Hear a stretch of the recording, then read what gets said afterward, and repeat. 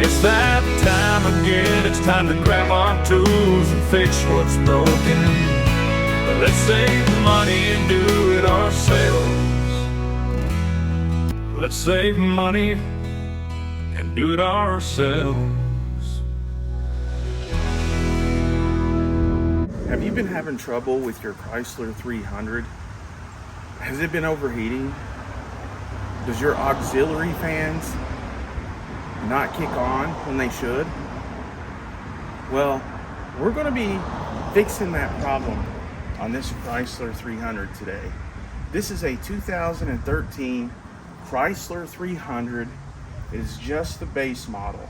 And what we're going to do, we're going to fix that aggravating problem that the auxiliary fans do not kick on, and it causes the car to overheat.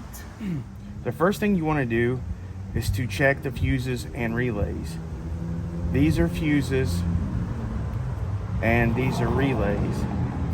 I'll put a link in the video description of a fuse checker and a way to check the relays. In this instance, I have checked and they're all fine. So I'm just going to put that back on there. Next, you can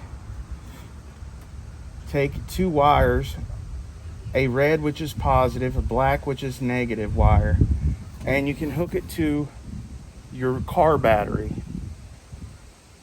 And in this case, you would hook it up here, positive here beside the fuse box and negative here, and you can do a manual bypass and see if this auxiliary fan comes on.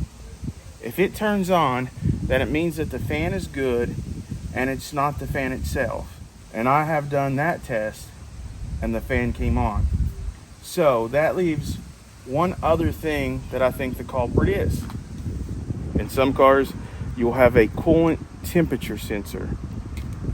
At the end of this sensor, it goes into the block of the engine and this screws in. You will see that it does have thread locker on there so that it stays in. What this sensor does is it will measure the temperature of the internal coolant fluid, and it will then relay a signal to the ECM, or that's just another fancy word for the car's computer. So this sensor will tell the car's computer if the engine is hot or not. And then once it reaches a certain temperature, it will tell the car's computer to turn on the auxiliary fan. So if this little sensor goes bad, then it may fail to tell the computer to turn on the auxiliary fan. And that is what I believe is wrong in this situation with this Chrysler 300. So I went ahead and bought a replacement coolant temperature sensor, and it cost roughly just $14, and I'm going to install it. What we got to do first is get to the coolant temperature sensor. I'm going to go ahead and take off the shroud that fits on top of the engine. It should just pull off just like that. I'm going to set that to the side. This is the Pentastar version. It's a 3.6. So the engine is mounted this way. Once you take the shroud off, on the driver's side, you're going to see these hoses right here. You'll see this reservoir, this coolant reservoir, and these vacuum hoses right here. And the hose that goes into the breather box, you want to follow it back 3/4 of the way toward the firewall. And then when you look down, you're going to see about 10 inches down, you will see the coolant temperature sensor. I'm going to be using a pick. I'm going to show you some of the tools I'm going to be using to get to the sensor. These are a pair of side needle nose pliers, where they have that grip right there on the side.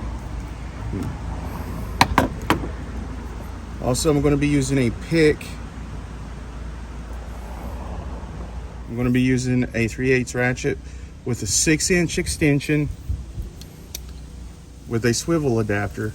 This right here will let your sockets turn and bend into any corner that you need for it to go.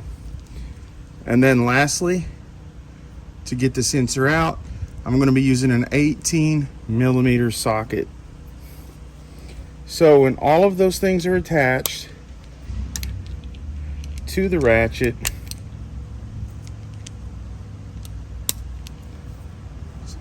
it's going to look like this. And you can see that you have a 360 angle that you can get to. That way, when we go underneath there, where all those hoses are, you can go between them. You can go up and around them, to the left, to the right, down, up. Any way that we need to access that sensor bolt, we can get it out of there. It makes it a lot easier. I'm going to give you perspective of where the location of the coolant temperature sensor is located. As you can see, this is the coolant reservoir, and this is the vacuum hose that goes into the breather box. We're going to go down behind here, and then you're going to see these engine mounts. You're going to see this metal pipe right here. You're going to see all of this, and when you look down in there, you're going to see right there in the middle, going into the engine block, is a red and black wiring harness connector.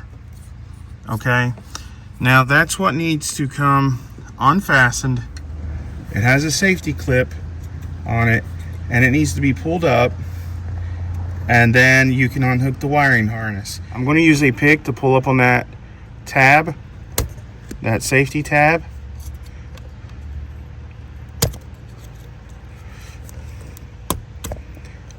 See, that just pulled it up, and I'm going to be able to then grab it. This should pull. See it pulling right there? Should pull right off of there, just like that. And you'll see the wiring harness is now pulled off, and right there is the sensor, and it's in the engine block. There to the left is the wiring harness to the sensor.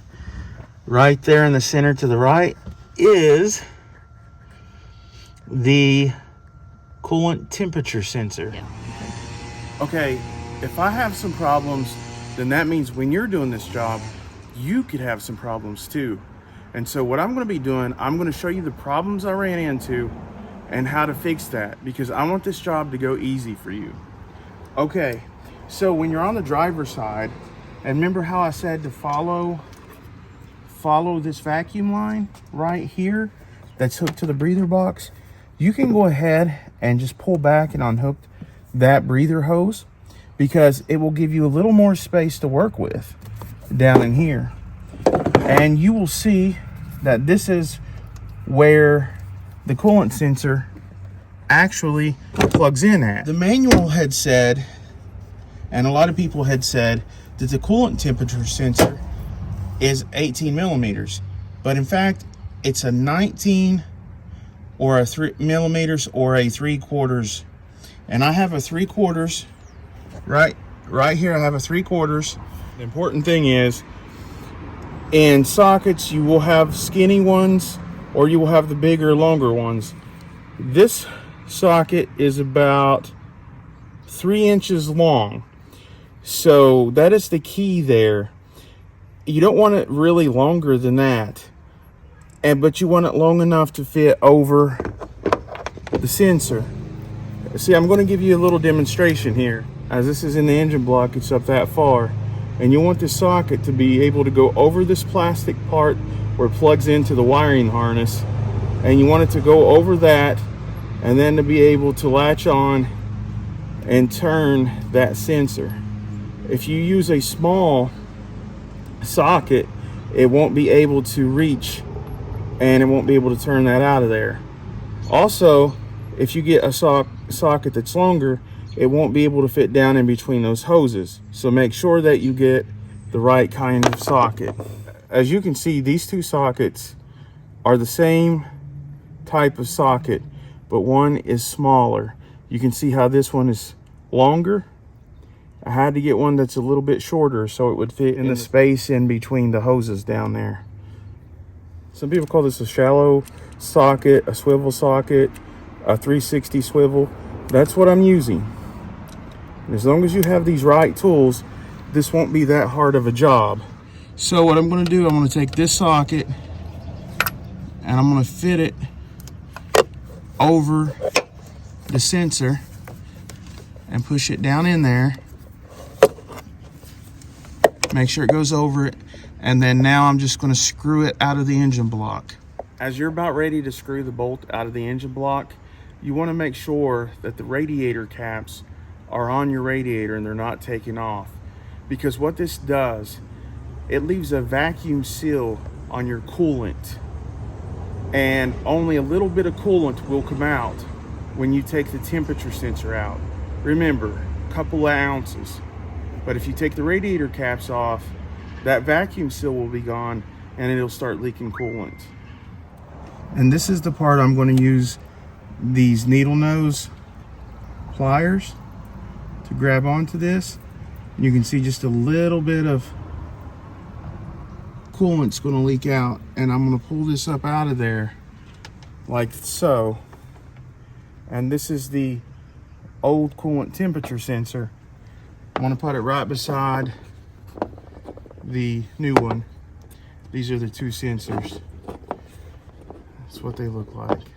This one has some corrosion and stuff on it. So I'm going to go ahead and fit this one back down into the engine block, and take your time starting it by hand because you don't want this to cross thread as this goes right into the engine block. That would be a nightmare. Putting the wiring harness back on there. You can feel it clip down. And I'm going to push down the safety clip. You can feel that clip in.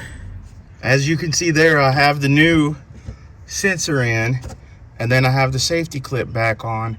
And I'm going to start the car and I'm going to check for any leaks. And I'm going to see if the auxiliary fan kicks on and if that problem has resolved itself. Don't forget to plug this hose that I told you about back into the breather. Remember, if there was any fluid that dropped down, like I said there would be, there may be just a little bit of smoke and it'll burn that off. Also, don't forget to take something like a pressure washer and clean up the fluid that went underneath the car, because that is dangerous to animals. Okay, we're going to see if it works. It's almost reaching temperature.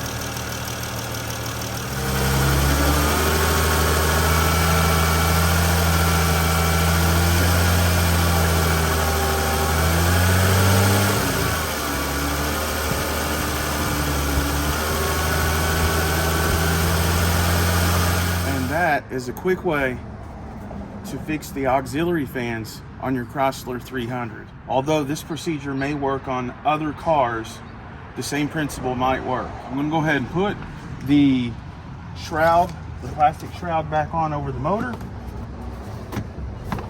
And again, it just snaps on. And then I'm going to call this done and call it a day. If you like these videos, smash the heck out of that like button, because that'll get us known in the algorithm. And until next time, I'll see you later.